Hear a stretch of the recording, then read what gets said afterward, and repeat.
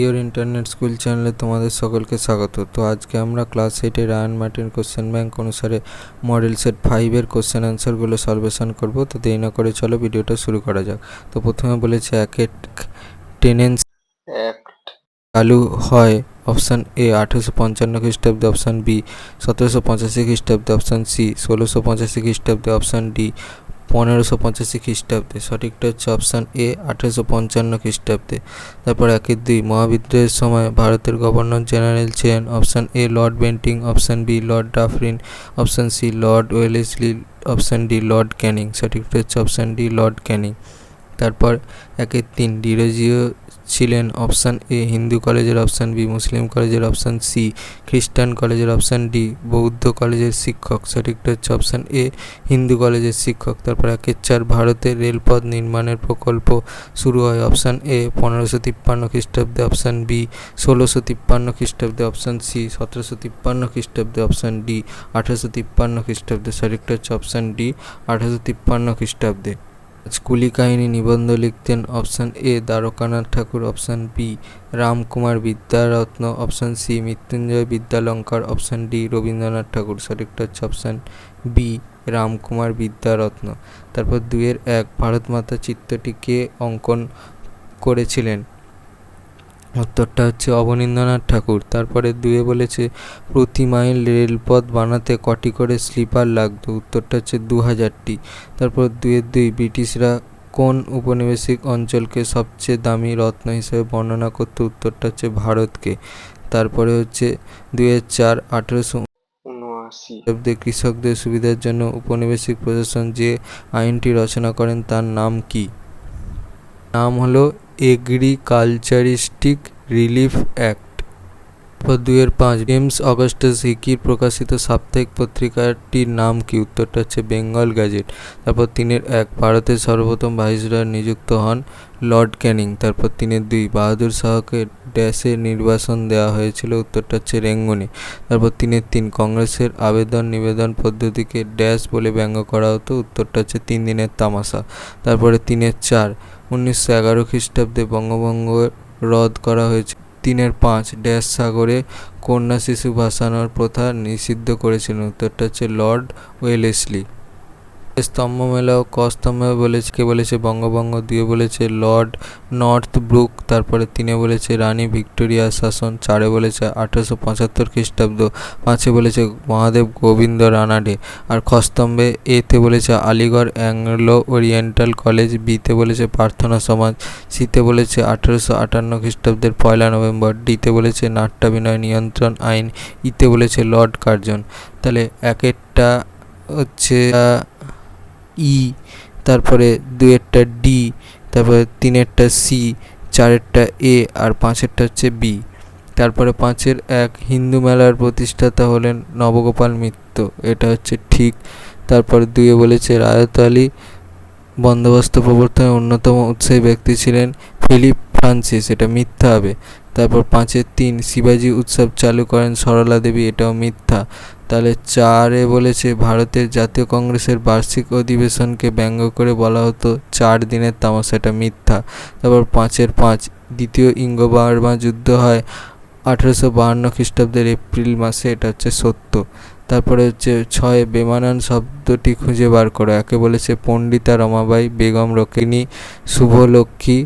তারপর বলেছে রানী লক্ষ্মীবাই। বেমানানটা হচ্ছে রানী লক্ষ্মীবাই। তারপরে হচ্ছে 6-2 আত্মারাম পাণ্ডুরং, মহাদেব গোবিন্দ রানাডে, জ্যোতিরাও ফুলে, বীরেশলিঙ্গম পান্তুলু। তাহলে বেমানানটা হচ্ছে জ্যোতিরাও ফুলে। তারপরে হচ্ছে 6-3 রামমোহন রায়, দেবেন্দ্রনাথ ঠাকুর, কেশবচন্দ্র সেন, দয়ানন্দ সরস্বতী। তাহলে বেমানানটা হচ্ছে দয়ানন্দ সরস্বতী। তারপরে হচ্ছে 6-4 বাহাদুর শাহ জাফর, নানা সাহেব, তিতুমির, মঙ্গল পাণ্ডে। তাহলে বেমানানটা হচ্ছে তিতুমির। তারপরে হচ্ছে 6-5 Lord Cornwallis, Lord Dalhousie, Lord Wellesley, Allan Octavian Hume. তাহলে বেমানানটা হচ্ছে অ্যালেন অক্টেভিয়ান হিউম। তারপরে 7-1 বলেছে কংগ্রেসের চরমপন্থী ও নরমপন্থীদের মধ্যে 2টি মূল পার্থক্য লেখো। নরমপন্থী ও চরমপন্থীদের মধ্যেকার দুটি মূল পার্থক্য হচ্ছে নরমপন্থী চরমপন্থী। একে বলেছে নরমপন্থীরা ব্রিটিশ সরকারের প্রতি আবেদন নিবেদন নীতিতে বিশ্বাসী ছিলেন। নরমপন্থীরা আবেদন নিবেদনের পরিবর্তে নিষ্ক্রিয় প্রতিরোধে বিশ্বাসী ছিলেন, অর্থাৎ তারা সরকারের অন্যায্য আইনগুলি অমান্য করে ব্রিটিশ সরকারের বিরোধিতা করার পক্ষপাতী ছিলেন। তারপর দুয়ে বলেছে নরমপন্থীদের লক্ষ্য ছিল ব্রিটিশ শাসনের আওতা থেকে আংশিক স্বশাসন ভোগ করা, আর চরমপন্থীদের লক্ষ্য ছিল স্বরাজ অর্জন। চরমপন্থী নেতা বিপিনচন্দ্র পালের মতে স্বরাজ মানে চূড়ান্ত স্বাধীনতা। 7-2 প্রার্থনা সমাজ কবে কার নেতৃত্বে গড়ে উঠেছিল? প্রার্থনা সমাজ হচ্ছে 1875 খ্রিস্টাব্দে রাম পাণ্ডুরং ও মহাদেব গোবিন্দ রানাডের নেতৃত্বে গড়ে উঠেছিল। তারপর 7-3 কৃষির বাণিজ্যিকীকরণ বলতে কি বোঝো? বাণিজ্যিকীকরণ বলতে বোঝায় বাণিজ্যের জন্য প্রয়োজন এমন কৃষিজ ফসলের চাষ করা। ব্রিটিশ শাসনাধীন ভারতীয় অর্থনীতির একটি অন্যতম বৈশিষ্ট্য ছিল কৃষির বাণিজ্যিকীকরণ। ব্রিটিশ আমলে বাণিজ্যের মাধ্যমে বিপুল পরিমাণ মুনাফা লাভের জন্য ফসলের চাষ করা হতো, সেগুলি হলো চা, নীল, পাট, তুলো প্রভৃতি। বস্তুত কৃষির বাণিজ্যিকীকরণ ছিল ব্রিটিশ আমলে অর্থনীতির আধুনিকীকরণের অঙ্গ। তারপর 7-4 নব্যবঙ্গ গোষ্ঠী কোন কোন প্রথার বিরোধিতা করেছিল?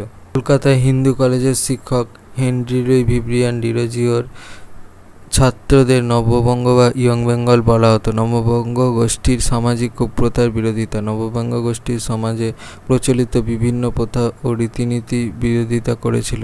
এগুলির মধ্যে উল্লেখযোগ্য হলো 1 জাতপাতের বিরোধিতা, 2 বাল্যবিবাহের বিরোধিতা, 3 বহুবিবাহের বিরোধিতা ইত্যাদি। তাদের কার্যকলাপ গোঁড়া হিন্দুদের বিরক্ত করে, গঠনমূলক কাজে তারা যুক্ত ছিলেন না, ফলে তারা ব্যর্থ হন। তারপর 7-5 বিংশ শতকের প্রথম দিকে বাংলায় গড়ে ওঠা দুটো গুপ্ত সমিতির নাম লেখো। বিংশ শতকের প্রথম দিকে বাংলায় গড়ে ওঠা দুটো গুপ্ত সমিতির নাম হচ্ছে অনুশীলন সমিতি আর যুগান্তর। তারপর 8-1 অবশিল্পায়ন সম্পর্কে একটি সংক্ষিপ্ত টিকা লেখো। শিল্পায়ন। অবশিল্পায়ন শব্দটির অর্থ হলো শিল্পের অবক্ষয়। ভারতে ব্রিটিশ শাসন প্রতিষ্ঠিত হওয়ার পর থেকে ধীরে ধীরে ভারতীয় কুটির শিল্প ও হস্তশিল্পের ক্রমাবনতি দেখা যায়।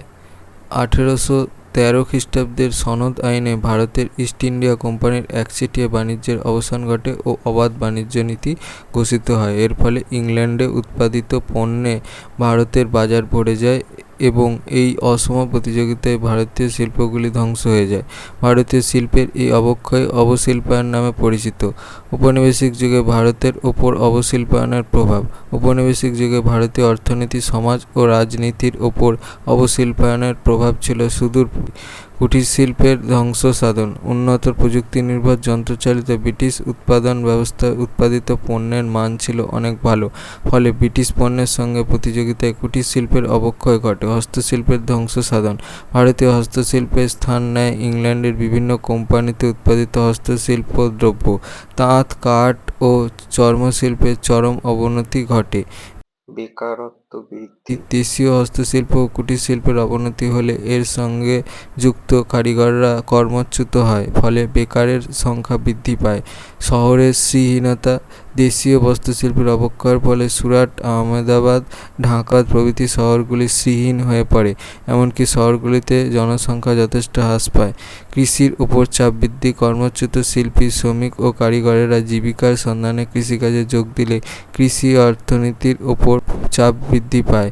কাঁচামাল সরবরাহকারী দেশে রূপান্তরিত। অবশিল্পায়নের ফলে ভারত ব্রিটেনের কাঁচামাল সরবরাহকারী দেশে রূপান্তরিত হয়।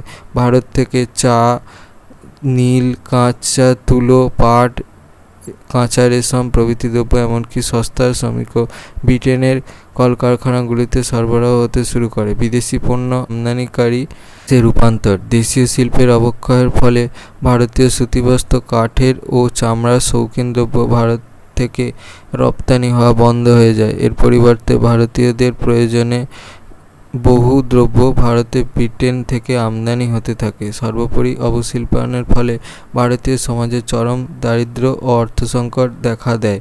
ব্রিটিশ ঔপনিবেশিক সরকারের রাজনৈতিক ক্ষমতার ভিত্তি আরও সুদৃঢ় হয়। 8-2 কংগ্রেসের সুরাট অধিবেশন সম্পর্কে বর্ণনা করো। পুনা শহরে 1907 খ্রিস্টাব্দে জাতীয় কংগ্রেসের অধিবেশন হওয়ার কথা ছিল, কিন্তু পুনায় চরমপন্থীরা শক্তিশালী সেই যুক্তিতে নরমপন্থীরা অধিবেশনটি সুরাটে করার প্রস্তাব দেন। সুরাটে অধিবেশনের সভাপতি নির্বাচন নিয়ে চরমপন্থী বনাম চরমপন্থী দ্বন্দ্ব চূড়ান্ত রূপ নেয়। হই-হট্টগোল ও গোলমালের মধ্যে সুরাট অধিবেশন শেষ হয়। নরমপন্থী সুরেন্দ্রনাথ বন্দ্যোপাধ্যায় ও চরমপন্থী তিলক তখনও চেষ্টা করেছিলেন কংগ্রেসকে ঐক্যবদ্ধ রাখতে, কিন্তু ফিরোজ শাহ মেহতা চরমপন্থীদের সম্পূর্ণ বাদ দিয়ে এলাহাবাদ অধিবেশন আয়োজন করেন। অন্যদিকে চরমপন্থী নেতারাও নতুন প্রতিষ্ঠান গড়ে তুলতে ব্যর্থ হন।